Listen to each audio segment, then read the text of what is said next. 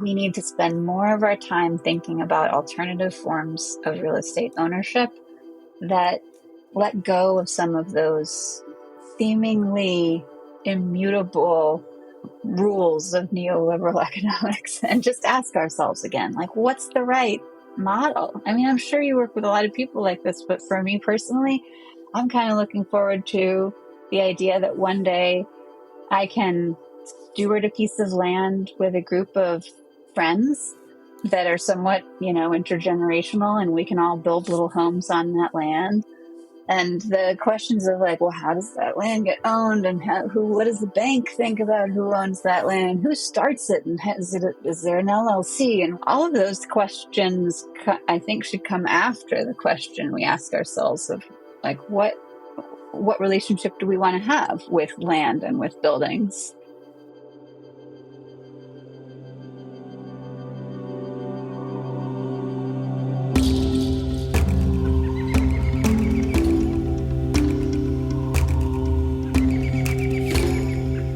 Welcome to the Regenerative Real Estate Podcast, a show about human environments and how they can be used as a force for good. Conversations that educate and inspire people looking for a different way to do real estate. I'm Neil Collins, and on this episode, I'm joined by Lindsay Baker, the CEO of the International Living Future Institute, to talk about her work creating change for healthier and more inclusive buildings and communities.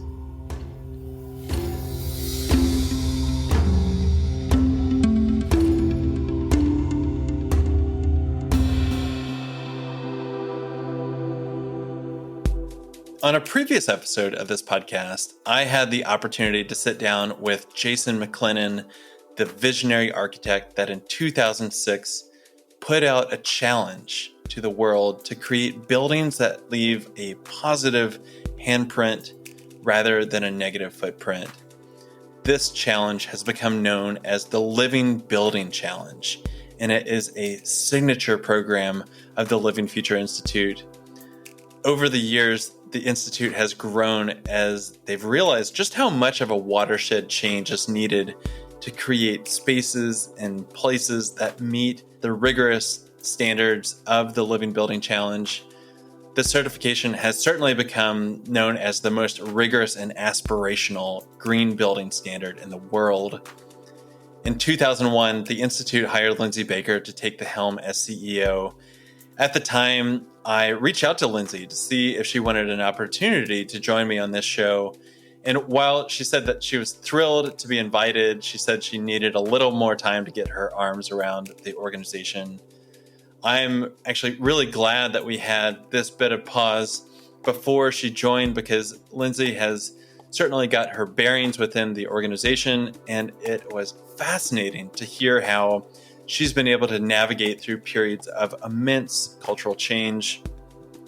Lindsay, as you'll hear, has an impressive resume that spans both nonprofit and for-profit organizations, which is a rarity, as I've found people can get siloed as they specialize in their careers. Before the Institute, Lindsay was the global head of sustainability and impact at WeWork. And before that, she grew a smart building software startup called Comfy that she led to a successful acquisition. She has held roles at the U.S. Green Building Council, Google, and Southface. In addition to these work roles, Lindsay is a podcast host of a show called Design the Future that focuses on women leading within the built environment. Lindsay is what I would call an impressive climate entrepreneur. So stay tuned and you'll certainly hear why. But before we jump in, I want to say that it has been a real pleasure to produce the Regenerative Real Estate Podcast.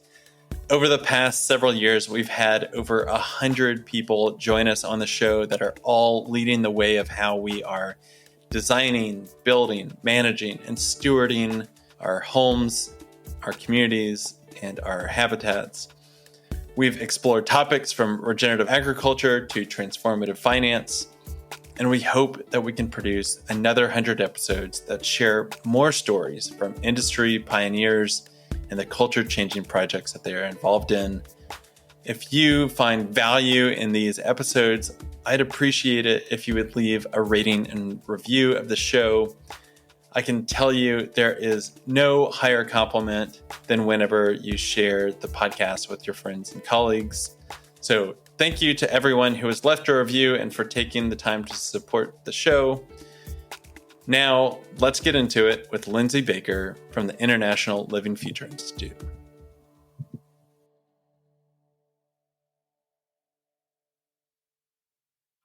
Okay, we get to jump into it. Lindsay, thank you for taking the time to come onto the podcast today. It's always a pleasure to just take a deep dive into somebody's background to prepare for this. And I've got to say, you look way younger than what your resume suggests. It's almost intimidating to see the things that you've done. But I'd love to start us off with first. I've got a hunch that you're also from the South. Mainly because I saw that you started with an internship at Southface out of Atlanta, and you were then in Chattanooga, kind of southeastern places. So how about that? Where did you grow up? Yeah. Well, first of all, it's nice of you to say. I try to look young. I'm working on that. The pandemic certainly didn't help, but here we are. Yeah, I did. I grew up in the South. I grew up in Atlanta, Georgia, and my whole family's from around Chattanooga, Tennessee. And I was really lucky at a very young age. I like a lot of young people, started thinking about the environment and started noticing the ways in which we were collectively destroying it. And I grew up in a lovely neighborhood in Atlanta, but it didn't have any sidewalks. So I never really learned how to ride a bike until I was much older because it was too dangerous, And we would kind of go around picking up trash and things because people were just kind of fast cars and this real car culture that Atlanta has that was not my favorite. So I think I actually tuned into issues of environment and the balance of kind of human life and our ecologies around us from seeing what I thought felt like a discordant relationship growing up there. And was really fortunate to take a class in high school. It was AP Environmental Science, where we did this little exercise of building a green building. I think it was almost out of Legos, basically. It was like an assignment where you were supposed to kind of come up with your own little green building. And I just got really hooked by that. And at that time, I think it had a lot to do with what I have since come to learn as a brain that I have that is an efficiency-oriented brain. I like to try to find the most efficient ways to do things. And so learning that so much of the destruction we were causing to our planet was due to wasteful practices, which is so much of what happens in the world of buildings. It's just how we just waste energy. And this was, late 90s. So it was really, incandescent light bulbs were still a thing, but there were these amazing new fluorescent tubes and all that stuff. It was very motivating to me to think that just by focusing on wasting less, we could make a big dent in the challenges that we face around us around environmental sustainability. So that actually took me to studying buildings, and I've been doing it ever since. So I was when I first started, I told my parents I wanted to work on green buildings. They were totally freaked out that this was not a field at the time. You can't get a job in this kind of thing. And I just was really, the timing was kind of perfect where I went to Oberlin College. I got to experience one of these first deeply regenerative buildings, learned a lot about that, and then got out and went straight to work for LEED in its very early years. And so, yeah, it very well could have been, if I had been born 5 years earlier, I wouldn't have necessarily had all these opportunities that I did, but I've been sort of in it and working on these questions of buildings and climate and health and all of that since a pretty early age. And I don't know, it's interesting. I do think to some degree the southernness of me comes out in a variety of ways. Uh, Maybe in the way that we do tend to hold a little bit of I don't know, maybe it's the heart in everything that we do, and that I think is something I appreciate keeping with me. But I'm very much an exiled Southerner now. I haven't lived in the South since I was in high school. I live in Oakland, California. So it's maybe not as big of a part of my life as I would like to. Although I will note, for those that want to know, that our Living Future conference is going to be in Atlanta this year. So it's my hope to kind of get back into the community and share a little bit more and learn more about what's happening in the South, just because we're going to be down there in May. So yeah, it's a homecoming for me that I'm pretty excited about. That's gotten me back in touch with a bunch of folks from Atlanta, and still very much my hometown, I guess. Yeah, as a fellow Southerner, it's amazing to hear that story, as well as I was talking. I forget his last name, James from South Face, the executive Marlowe, director. James Marlowe. Yeah, Yeah. James Marlowe, and he was giving me some updates of just like amazing projects and things that are going on. But one thing that he had said, and this was last year, we can't use the term regeneration here. It falls really flat on our audience. And he's like, we're still, we can use sustainability, but regeneration is not in our lexicon.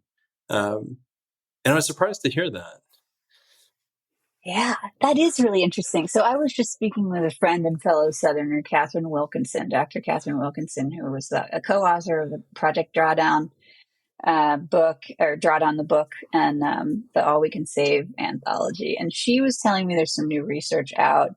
It's associated with the Yale Center for Climate Communications that looks at like what words we use and what's convincing to people. And Catherine's always been kind of an advocate for this. I think you wouldn't be surprised to hear that what she does very elegantly. If people haven't read her work, I would read it. But what she does is to really try to talk to people about future generations, talk about sort of the legacy that we are leaving for others. And apparently, she was saying these studies that Yale and others have been producing really really reinforce that kind of language is the language to use with folks. And like, I don't know why regeneration would be a hard one, because that feels to me kind of like the idea is that we're gonna make this space really delightful. I mean, I'm not trying to like use a definition of the term regeneration, but just the vibe of it is a very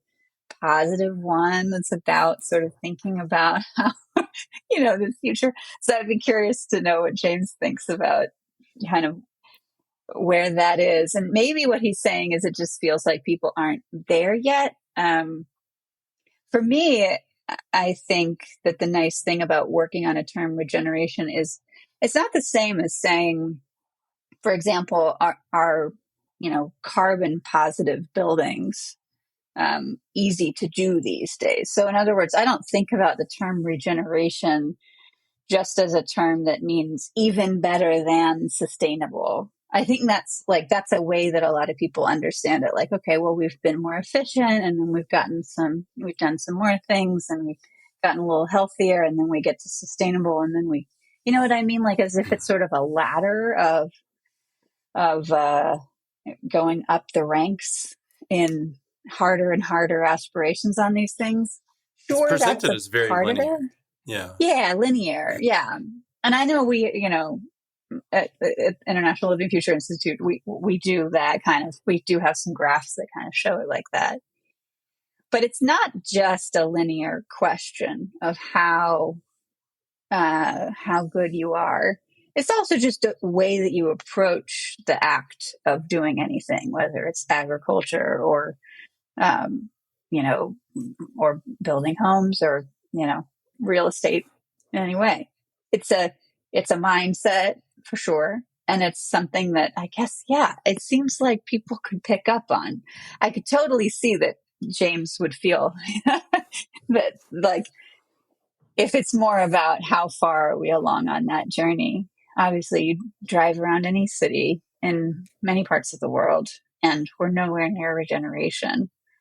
Um, but I think a lot of people are actually really excited to hear about the concept as soon as they understand what we're working on. And we have a job to make it feel attainable for people to start engaging in that type of thinking, even if they've never really, pursued or thought about quantifying sustainability or something that may feel easier. I don't think we have to treat it as like advanced level once you've done everything else kind of thing. Well, continuing down that line, and really bringing this into your evolution of your career, one thing that really stands out to me is it seems like you've really woven together nonprofit work and for-profit organizations. And for some reason that really stands out to me. I don't know if of a lot of people that have like such a graceful fluidity through that. And maybe it wasn't that graceful for you, but I'm curious about that path that you took, because I mean, there's like big organizational names on there, from Google to WeWork to Lead to now the International Living Future Institute, that we'll just call the Institute, so we don't have to say that mouthful. Yeah. But what has that progression been like? Have you been led by curiosity? Has it been opportunistic? Like how have you navigated your career thus far? Yeah, it is actually. So it never feels linear for sure. It definitely has been, there's always a lot of chance and all of that, and bouncing around. It can feel like that.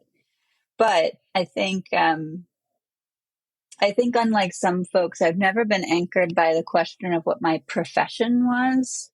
I've always been anchored by a mission that I feel that I am on. And that is very much at this intersection of buildings and climate and human health, and finding these levers for disproportionate change in the systems that impact those relationships. And so, every decision I've made about my career has been one that was a really thoughtful question about, is this a place where big change is possible? Is this a place where the work that you do has an exponential impact in some way? And so it's brought me to like very unexpectedly becoming an entrepreneur in a climate tech company. And then, a researcher at a university and all of these things.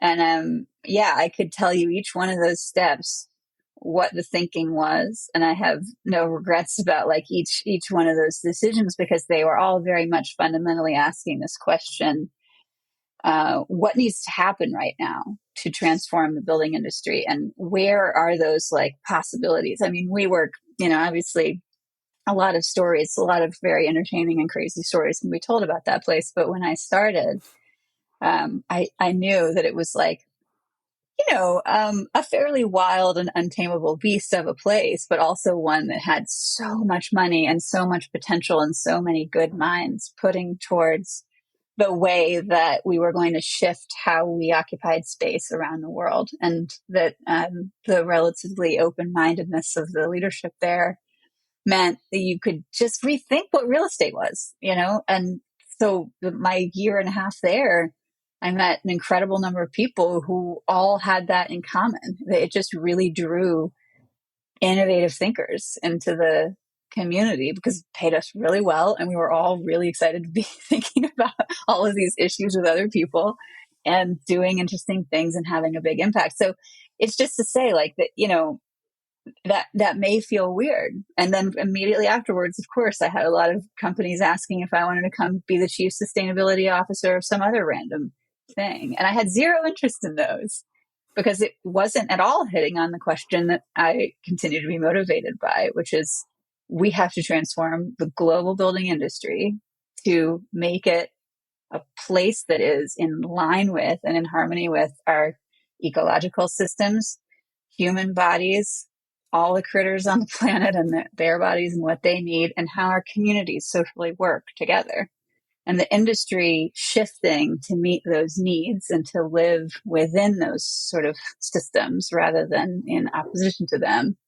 It's a really big and like interesting, multifaceted project. So yeah, I have no idea what angle I'll take on it after this one, but it's I find it really helpful. And I mean, guess maybe that's the last thing I'll say is that it's made me I'm sure a much more effective nonprofit leader, that I have been in the seat of our clients working, in a corporate environment like Google, thinking about how to maneuver internally to work on, regenerative practices, because you understand just how many allies you have out there that have just chosen to be in a different business context, so kind of having empathy for all those different types of stakeholders in an industry has really been helpful for where I sit today. But just generally speaking, how I think about what industry change looks like, it's nice to have seen it from a few different vantage points, I guess. I can see why you were attracted to the Institute for their mission. It seems quite aligned.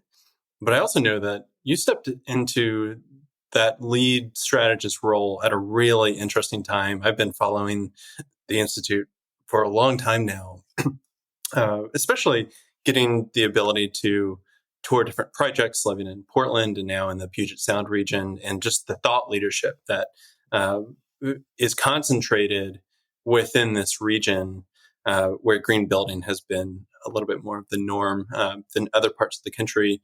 But I mean, you're stepping in, when was it? It was 2022 or 2020? Yeah, it was 2022. 2020, that's a great question. 2021, end of 2021. Okay, yeah. So pandemic, social change, like lots going on, a lot of, I would imagine, pressure around social justice going into the built environment. Corporate or commercial real estate changing from, office buildings are kind of leading the charge for corporate tenants that want to pay for these kinds of spaces to, is there an office industry? What was that like, stepping into the position in 2021 and like kind of your first, year and a half, 2 years now to get through that? Yeah. Okay. Well, I don't know why this feels like the right anecdote to start with, but a friend of mine recently told me, Lindsay, I want you to know that if I go to the doctor one day and they tell me I have some sort of crazy disease and they're going to have to like cut off half of my body and I'm going to have to live the rest of my life with only the left side, you'd be the first person I would call to help me like cope with the reality. Because I just have a feeling you'd be like, we're fine. It's fine. We got this.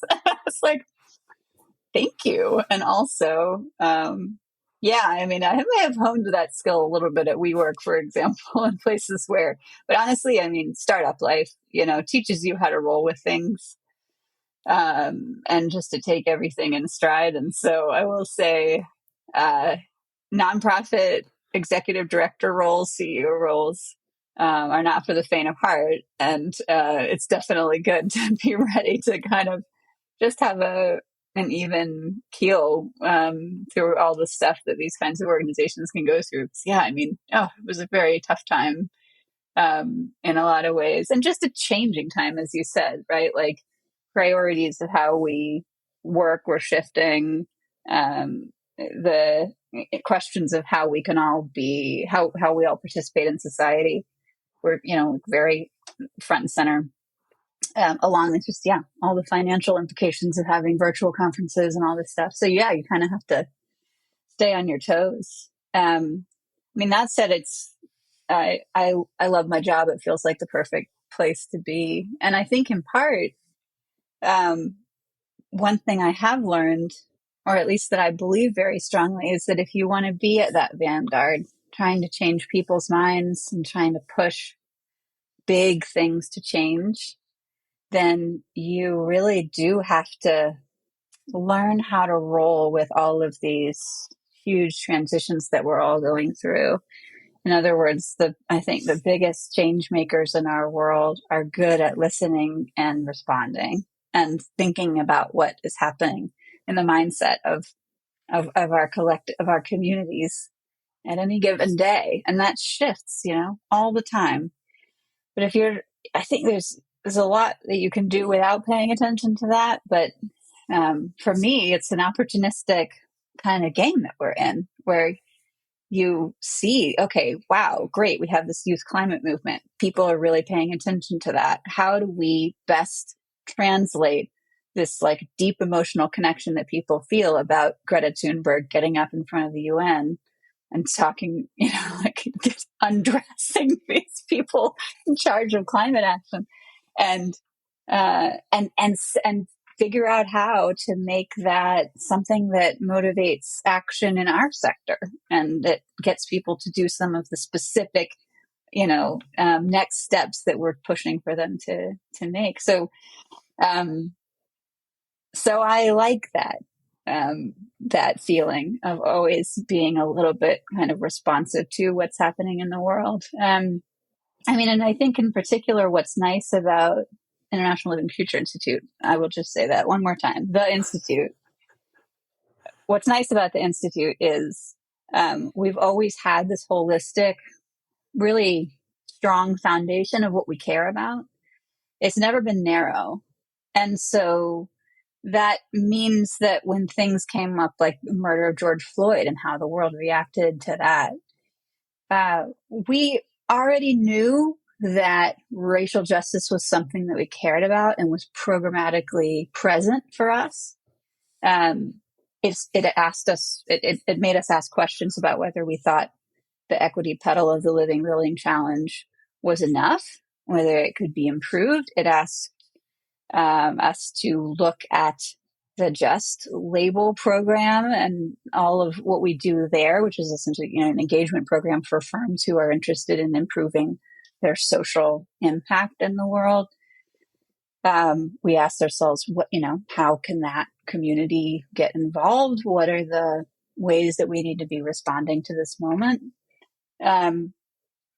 So it wasn't a moment where we felt like we had been missing something fundamentally. And that was a blessing. It was one of the things that brought me to the Institute in the first place, was knowing that there was nothing narrow about it. And so we were never going to have to say, ooh, probably should have thought about that thing, or how are we, okay, the, public opinion has shifted and this is the key word now. How are we going to respond to that? We don't really have to worry about that because we've always had this really deep and holistic way of going about thinking about the built environment. So, I think I felt really blessed, basically, that it means that I don't have any limitations on where we're allowed to go. And I hope people think that work on regenerative real estate in some way, that it means that you never have to say that's not my business. When it comes to kind of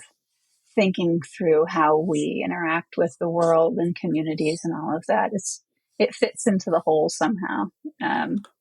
The intersectionality of the Institute, I think, really drew me to that, and maybe I'm forever a sucker for complexity, for better or worse, a lot of times. But there's this point of like, how do you set strategy whenever, is it the Living Building Challenge is arguably, one of the better known aspirational and rigorous designations out there. So is it scale up? How do we scale that program and have more living buildings in the world? Is it we want to be thought leaders within the intersectionality and holistic nature of community and ecology and culture? And now, like, I know there's more like affordability language that's getting infused with the Institute. So what's your thinking around the strategy that you're trying to implement with the Institute right now?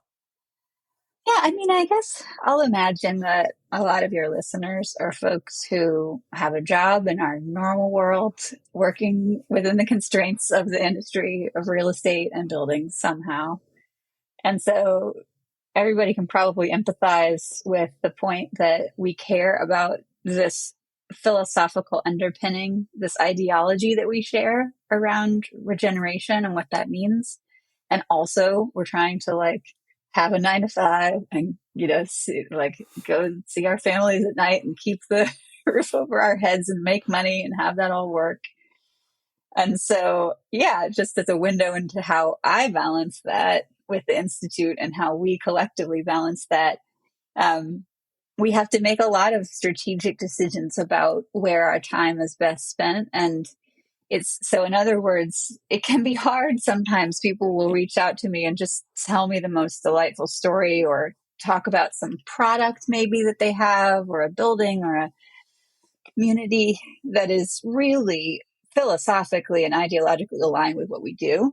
And they're hoping that I can spend some time on it. And I have to say, like, we are kindred spirits. We are fellow travelers on this road, working on this big idea. And I, that I often love what they're doing, but it doesn't mean that we have bandwidth for it.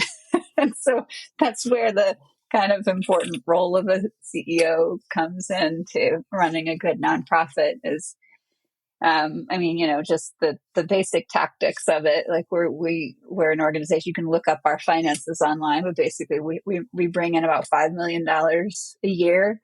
We spend it all on our people. We have about 40 staff and they have all these different roles from sort of engaging the community to revising the standards to, hosting events, etc. And, of that 5 million, about $1 million of it comes from grants from philanthropy that support these specific programs we run, like affordable housing programs to engage the community that works on affordable housing around how we can make those types of buildings more regenerative, et cetera. Our Red List work, a lot of that is supported by philanthropy. So folks are familiar with the Living Building Challenge Red List. So that's kind of how we run, and the rest of the funding is coming from memberships and people attending our conferences and labeling of our Declare labels for products, all of that. So there's a lot of business questions. I mean, it's one of the things I kind of like about my job is that Silicon Valley was not a dream, but you learn a lot about how to prioritize your time and how to make good business decisions. And importantly, I think one of the things that we struggle with and that I think a lot of us struggle with in this work on regeneration is how to not bite off more than you can chew, because we know that we have this sort of global set of aspirations for how we want the world to change, and we want to be a part of that. But it doesn't mean spreading ourselves so thin that we can't make a meaningful difference in anything we do. We have to really decide, okay, we're going to do this for a while. We're going to really build it out. We're going to put our mind to it and make it something useful for the world. And that means saying no to some other things that we would love to participate in, but we don't have, enough to give there. So it's, classic nonprofit strategic planning and things like that get us where we need to be with our wonderful board of directors and a lot of folks that are, in the community that help us think through all that. Mm-hmm. But it is, yeah, it's always a balance of big ideas, big aspirations, big mission, and then the tension of like, how do you really get everything done in a day? That kind of explicitly sums up how I've noodled on the Institute of, we're going to put out this challenge, but no, we actually need, this red list, and no, we also need this just label, and we actually need this other piece, and then this ambassadorship, and so just watching from that perspective, it's like, wow, how do you set this? Because I know that there's also this question around like how do we scale living buildings? But what I've also witnessed is watching the industry maybe not even try to achieve certification, but normalize the high water mark that Living Building Challenge has set of electrification and healthy materials and things like that. So within the context of the Living Building Challenge, where do you see that that strategy going? Yeah. Oh, I love thinking about this and talking about it. So I could probably go on too long, but just a couple of things that I think are important to put out there. One is it's really important for us all to remember that certification is a tactic, not an endpoint. So we certify buildings as a way of helping us all to figure out how to quantify, how to document, how to make it really clear what progress looks like. But it's not the only thing we care about. And the challenge itself, as you may know, is positioned in the world first as a philosophy, second as an advocacy tool, and third as a certification. And that positioning, that the first thing it is really just a philosophy, is my way of saying there are a lot of people out there using the Living Building Challenge meaningfully in their day-to-day work who will never talk to us about a certification. And that's great and okay, because it may mean that, let's say they're working on a project, and I was just hearing about a great project in sub-Saharan Africa. They don't have the kind of documentation that we think is necessary to certify a project because some of the natural materials they're using and just how tracking works and such. So they're never going to certify. But because we gave them that framework, and it's something that they've been able to use to kind of guide decision making, it's made a difference. And that is great and part of what matters to us. And then the advocacy side of it too, the red list just gets used everywhere in this industry to sort of remind manufacturers or educate people that there are all these materials in our built environment that have, can have very devastating impacts on our health. And so just by getting them out there, we're kind of building awareness around these issues. It does, I think, it's also sort of my way of saying, I think we can understandably be oversimplified as like a building certification nonprofit, because a lot of people, that's how they interact with us most directly, figuring out what receipts do you need to submit to get your certification. And we've built up that culture in the building industry where we're most recognizable for that kind of thing, So I oftentimes will, if someone doesn't know anything about the building industry, I'll use the like lead on steroids kind of metaphor, because people get it really quickly. But of course the reality is very different. So yeah, I guess, one of the things I will say is that I've spent a lot of time since I started at the Institute cultivating conversations around what it means for us to pursue our mission without necessarily assuming that it always really has to do with certifications. And it's not because we aren't, we're still continuing to use those certifications as much as we can, because it's a really effective market transformation tool for lots of reasons.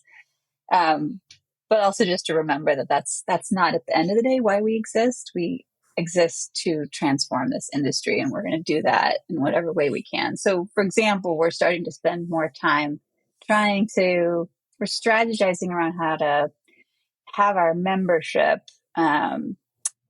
be more activated around policy change in their communities that relate to buildings and climate or buildings and health.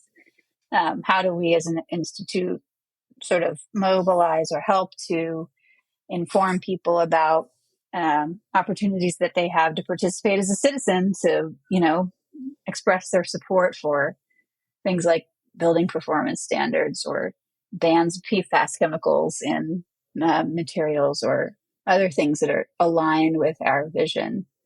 We think we have a role to play there, and we can show up for that.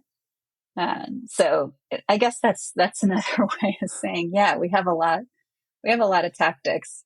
And you picked up on it, Neil. Like, the hardest part of what we do is figuring out, well, I guess what it is that there's a lot we know we could do because we are so broad in our interests. It's really easy for us to write a to-do list that would just go on for days and days. And so I guess some of the questions that we're always asking ourselves is, what are we uniquely best at? And how do we stay true to that holistic mission that we feel very passionately about. So how do we stay broad and intersectional enough to keep that identity true for who we are? And yeah, Lindsay, if so you're far so looking good. at those levers of control of how to create transformation, especially within the built environment, is that talking more towards architects, towards developers, towards policymakers? Can you talk to everybody? Like, how does that come Yeah. together?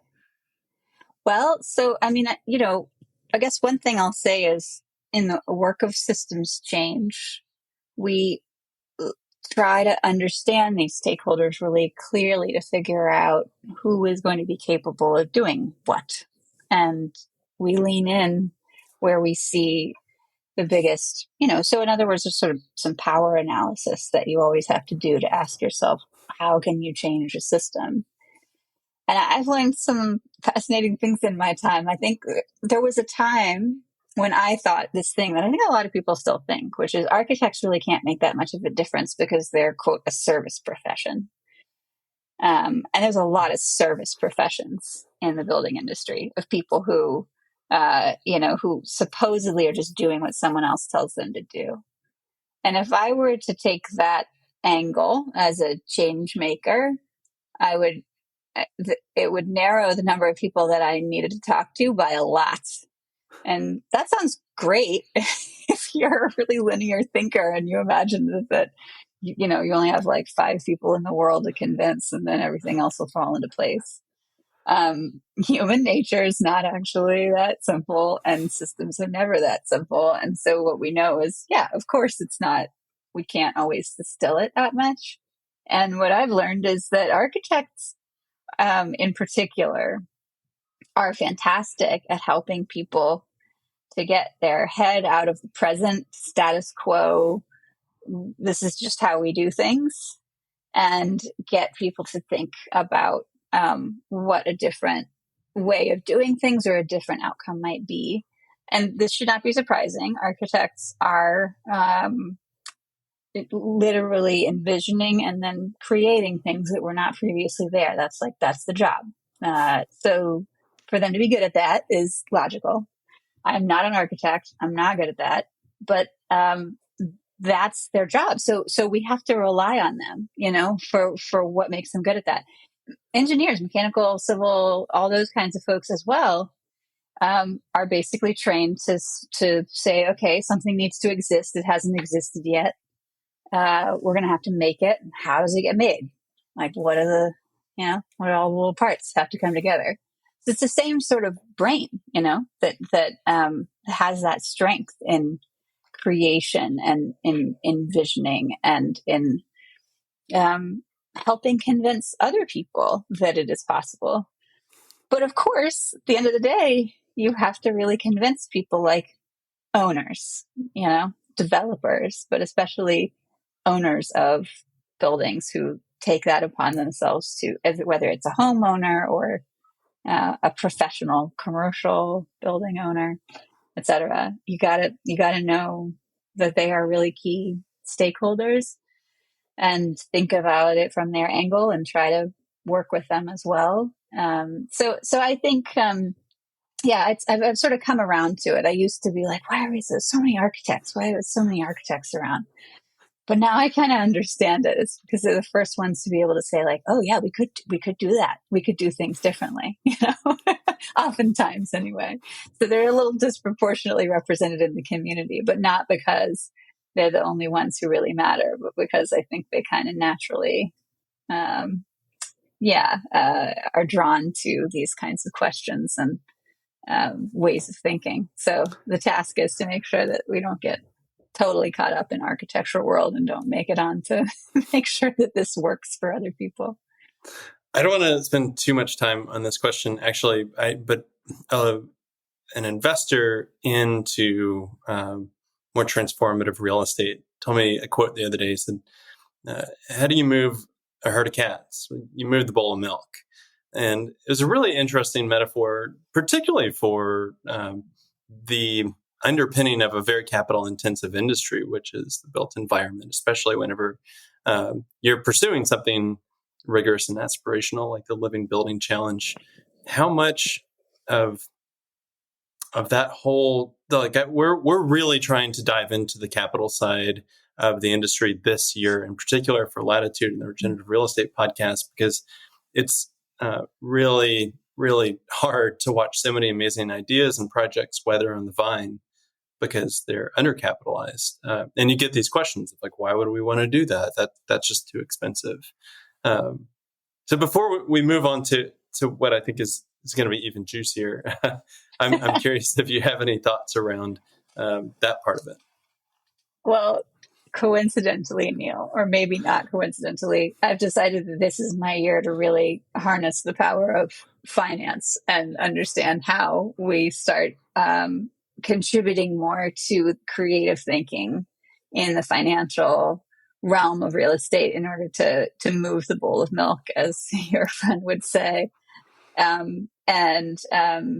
It's been, I will admit, it's been a little daunting for me. Real estate finance. First of all, real estate finance is one of those things that people mansplain to you more than people mansplain most things. And I can say this confidently as someone who knows a lot about buildings and energy and climate and a lot of like money, all of it. But man, it is hard. So I do want to give a shout out to the Green Building Council of Australia. Came out with a great white paper at the end of last year on sustainable finance and buildings, and it's a great primer and something that I'm using as a part of my kind of side crash course this year around the financial levers available to us and the financial and just to even have an understanding about how those systems work so that we can disrupt them, so that we can create new mechanisms within them. RMI is doing some great work in this field as well. I think it's really important that we all remind ourselves that if the financial structures aren't working, then that doesn't mean we have to give up. It means we have to create some new financial structures, and that all of that is within our control. These are not immutable realities of the universe. These are man-made systems that we get to think about and put new ideas out for. So I'm excited for you on that front. I do believe there's a lot that can be done. And again, it speaks to that question of tactics. We have to remind ourselves to not impose any artificial constraints on our work just because something seems intimidating or something seems like, how could you possibly change the question of the way that a building is capitalized and how all of these ownership structures work? People have done it before. People are going to do it again. It's just a question of reminding ourselves that we have that control. So good luck to you. Lindsay Baker takes on neoliberal capitalism. It's not that big of a deal. Neoliberal capitalism. It didn't exist before, and then it existed. Does it need to exist anymore? Let's debate. The area that I was excited about getting into, Lindsay, is you have a podcast, Design the Future, and a segue into this, because it's around storytelling and the stories that we want to tell, especially during this time of like a poly crisis going everywhere. But the personal anecdote that I want to get into that is I get pitched a lot for people to come onto this show, hundreds. And I usually get a couple a day, and it's 99.9% male, white males. I can remember like one female, and she was a land flipper, and she went and her VA pitched it. And that's just really shocking to me. And I also am like really sensitive around like, wow, there's who's on my guest list and what's my ratio of men to women and minorities to Caucasian and all that. And it's very proportional with the industry. So I'm like saying this, like I need to do a lot better. But I'm curious around like the impetus for the podcast, what's really come up from that. I know that the focus is on really women in sustainability. But yeah, let's drop into that. And I'm curious, just maybe your experience of putting out a podcast and this theme around women in the industry. Yeah, sure. Yeah, it's interesting. When I first started thinking about podcasting, I just left my job at WeWork and I was still just so, intellectually engaged in the whole thing. And it was kind of during that time when like everyone was doing a podcast and I was like, sure, I'll do a podcast. That'll keep me busy. Pandemic started right around. And so we decided to do it before the pandemic, but really got into it right then. And originally, the idea for me was not about women. But when I was approached by this company that basically wanted to create one, so they said, we'll handle all the logistics. You can just be the host. And I was like, great, because I don't know anything about podcasting platforms and things. They asked for it to be featuring women's voices. And I thought, well, that's great. And it's when I decided to reach out to my now co-host, Kira Gould, best decision I ever made, who wrote a book called Women in Green. And I knew her and I thought she might be a great co-host, in part because of the book and her expertise in all of this, but just also because a co-host keeps you keeps you honest, showing up for this. And I think what we have found about having this focus on women is a couple of things. One is, yeah, I mean, certainly it reduces the number of people who blind pitch us, although I will tell you the number of people who blind pitch us men to join the podcast is hilarious. Like you really, these people who pitch, who try to get you to have their clients on podcasts are aggressive. But no, in all seriousness, I think it's that I have observed that a lot of women's stories aren't told as readily in our community. And that sometimes that has to do with the degree to which we're all comfortable with or willing to listen to a more nuanced story of how somebody came into their position of leadership. A lot of them, a lot of stories about how women make their way and have an impact are a little less clean and a little less linear. And I think that's part of what's interesting and cool and important about it. And it's true non-binary folks as well. This is people of color that we like telling stories that describe how hard it was to figure out what best to do in our situation or how to actually find our best and highest use in the world. And I think that is deeply, what is the word I'm looking for?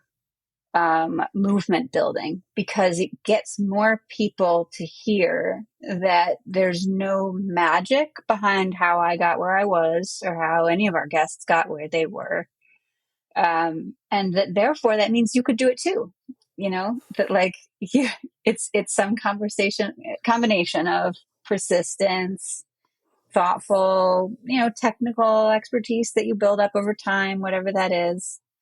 And caring about the relationships around you, that make you a successful part of this movement. And so, yeah, I love being able to lift up those kinds of stories in particular, because I just think it helps people feel like it's more accessible for them to find their place.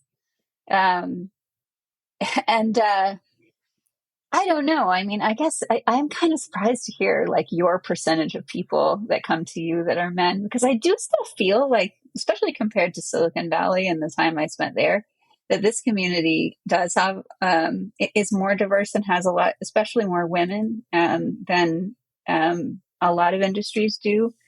And so if we're not telling those stories, then, that's definitely, then it really speaks to the issue that we may still really not be taking a step back and asking ourselves who's making a difference, who is doing the work that needs to be highlighted. Like I really, in other words, I really think half the work that's being done right now, if not more, that we need to be talking about is led by women. And so, yeah, let's just make sure we're looking at it that way. Yeah. It's unbelievable. I mean, I would love to even find more of those female or even minority voices that are taking those principal roles within developments, and realizing, I come from a kind of a varied background within the real estate and development industry, but even structurally, if you're looking at the transaction of land or Yeah. buildings, I had toured a property the other day that we had to show proof of funds even to step foot on the property, which required a very large, like, an amount of money that if you are getting into it, or if you are coming from a minority community, that's not as readily available. And so how do we start to change the way in which we can practice? Who's looking at opportunities? How do we create better developers for the future? And this is where it's like, how do we create systemic change for this to even have more diverse perspectives on the habitats that we want to create? And it's just a question that I'm holding for myself. I think it's a really important question to hold. And in part, and I know you were kind of joking, but it's really important to ask ourselves how our economic systems, how neoliberalism and capitalism have structured things in such a way that it's much easier if you're white and male to transact and to have the profession of real estate in your life. And so, if, and this is just like basics. I'm just saying, like, accumulation of wealth, right? If you look at sort of where all of the money is across all these demographics, you can see it, right? So even just in that way, that we're working against a systemic and historically pretty long time period of how these systems have been used to allow some people to participate in real estate development more than others. So yeah, absolutely. Not surprised to hear you say that. And so what I think it means, and I very deeply believe this, is that we need to spend more of our time thinking about alternative forms of real estate ownership that let go of some of those seemingly immutable rules of neoliberal economics, and just ask ourselves again, like, what's the right model? I mean, I'm sure you work with a lot of people like this, but for me personally, I'm kind of looking forward to the idea that one day I can steward a piece of land with a group of friends that are somewhat, intergenerational, and we can all build little homes on that land. And, some of us will retire there and some of us won't. And the questions of, like, well, how does that land get owned, and what does the bank think about who owns that land, who starts it, and is there an LLC, and all of those questions, I think, should come after the question we ask ourselves of, like, what relationship do we want to have with land and with buildings?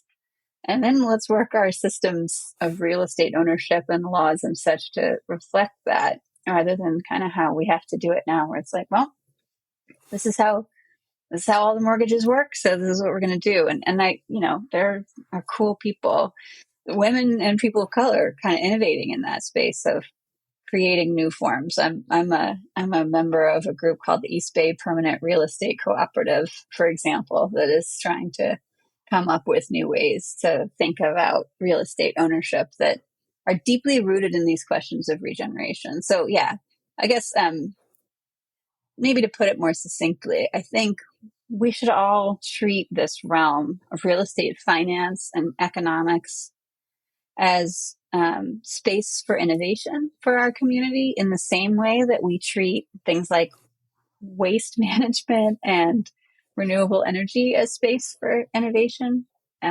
because both of them need our intention. All of these areas where we're maybe changing how business is done, all of that needs our intellectual energy, and it means sometimes thinking outside of the realm of how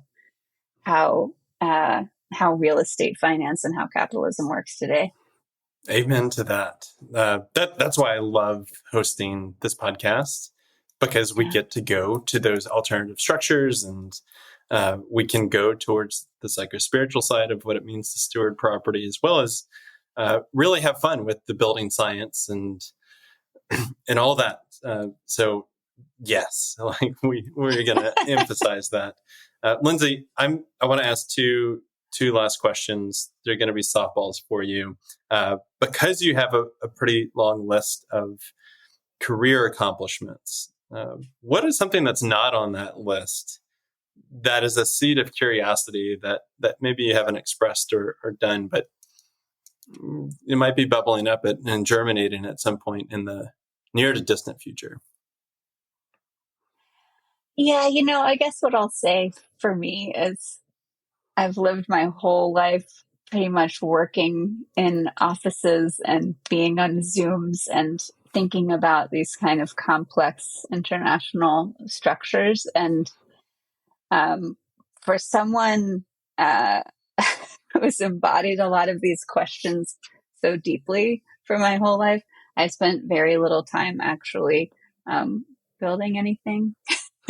And I really, one of the things I'm looking forward to is spending some time with a bunch of natural builders here in California in a couple of months and doing a keynote for their conference. And I'm really excited about that because I see that every once in a while and think, for me personally, I wonder what it will do to actually give me the chance. I mean, maybe South Face back in the day, we might have done a little straw bale building. I went to Yestermorrow for a week in Vermont and spent a little time there, But honestly, I think it may be more important to me and maybe to a lot of us to remind ourselves what that act of building really feels like. And and remind ourselves that it doesn't always have to be so caught up in permits and codes and all of these things, but there's just something really beautiful about figuring out okay, these are the materials we use and this is how we build things. That I don't know, I'm kind of looking forward to doing a little bit more of that in my life in one way or another. So yeah, I guess I'll just say that figuring out a way to use my hands. That's beautiful. I think the natural building community is probably like jumping for joy whenever they hear CEO of the Living Future Institute is talking about natural building. The last one, because you are in this thought leadership platform, especially with the Institute, let's plug the conference that's coming up in Atlanta. When is it, and who should be there? Yeah. Oh, well, we would love to have folks join us. So it's May 7th through 9th in Atlanta, Georgia. And registration's open now. Now's a good time to book your flights. We've been holding this conference for over 10 years. We used to call it an unconference. I think it is still pretty much I don't know, it resists too much of the typical conference vibe. And it's an incredible program this year, in part because we're highlighting a lot of what's happening in the Southeast, which is really, there's a lot of deep sort of justice connections to the work that happens in the Southeast around buildings and climate. So we're going to have some great solar entrepreneurs and some other keynotes we're going to announce pretty soon. It's a great community. People always say incredible things to me about joining the Living Future Conference. We do a lot to just foster communication and building, new connections and new friends there. So most of what we care about is just having people in the same room so they can get to know each other and hear different perspectives. So yeah, check it out. It's going to be a lot about health. We're going to be launching our Just program 3.0 version there, so there'll be a lot of content about what it looks like to be a firm participating in this community in a way that has a positive social impact. So yeah, it should be really fun. And you can just go livingfutureconference.org. We'll get you there. Fantastic. Lindsay, thank you so much for taking the time to come on. This was an absolute treat. So it's just really inspirational as well. So thank you. Thanks, Neil. Yeah, happy to do it.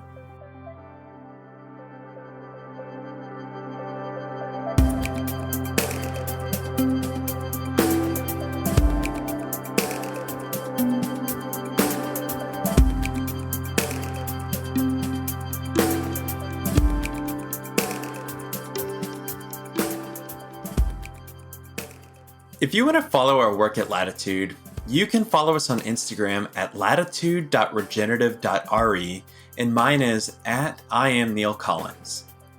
We inherently believe in the potential that comes from connecting value-aligned and purpose-driven people together in community.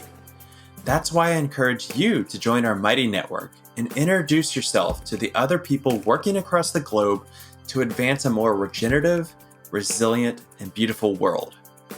Here, we want to know what you're working on and what inspires you.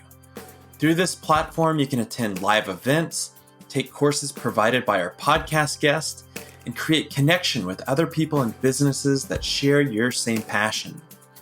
To join, find the link in our show notes or visit our website at chooselatitude.com. If you'd like to support the show, please share it with your friends and be sure to follow us on your podcast app so that you always have the latest episode downloaded. Another way to support our regenerative field building is to leave us a rating and review on Apple Podcasts. Positive ratings help attract amazing guests, and they can be the deciding factor for someone else to tune in and listen. And who knows, maybe this is the kind of motivation that it takes for them to finally decide to align their profession with their sustainable and regenerative values and become a positive force for good within their own community. This show was produced by myself and edited by Anthony Wallace and offered as a part of our work with Latitude Regenerative Real Estate.